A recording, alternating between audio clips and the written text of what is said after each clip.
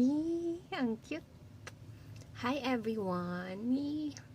Katas ko maligo. It's 8:15 and wala akong class sa Korean ngayon kasi Hangul Day.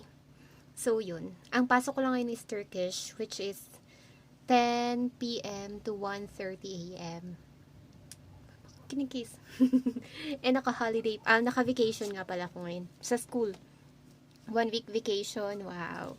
And gusto ko lang ipakita sa inyo kung anong ginagawa ko pag vacation. Eto, nagbabasa ako ng libro. Ayun, ito lang ginagawa ko maghapon. Kaya late na ako nakaligo. 8 p.m. na kasi nga busy ako magbasa.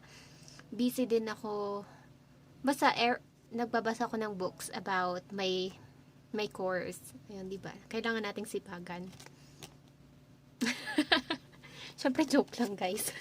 By the way, guys, wala pa akong nagagawa this, vacation.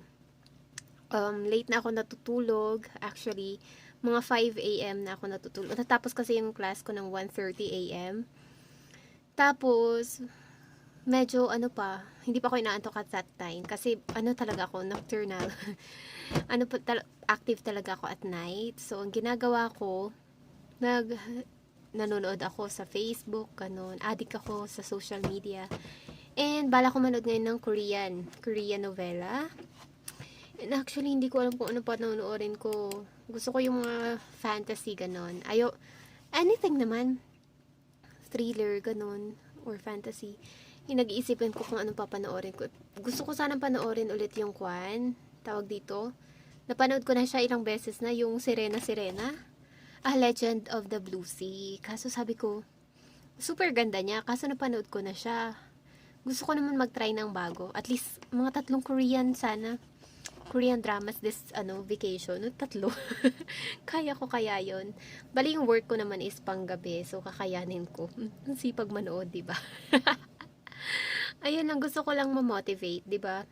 Ito yung nakakapagpa-motivate sa akin. Tas tulog ako ng tulog. Kaya gusto ko nga manood para hindi ako matulog ng matulog. Tapos yun, mag-work na ako ng 10. I still have 8:20 pa lang, mga 2 hours. Ayun, with my cats. Hindi muna ako nang magbabasa, grabe. Hindi talaga ako mahilig magbasa, guys. Joke lang yun, pakitang tao. Sige na, enjoy your vacation, guys. Tapos mamaya magko-coffee ako, tapos kakain midnight snack, coffee, ganun.